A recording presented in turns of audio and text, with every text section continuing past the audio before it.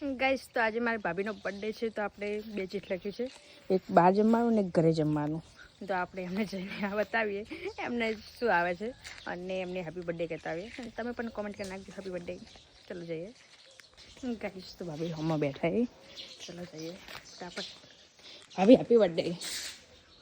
ભાભી આહે કે જલ્દી આહે અને હેપી બર્થડે ક્યાં જેવું નહીં.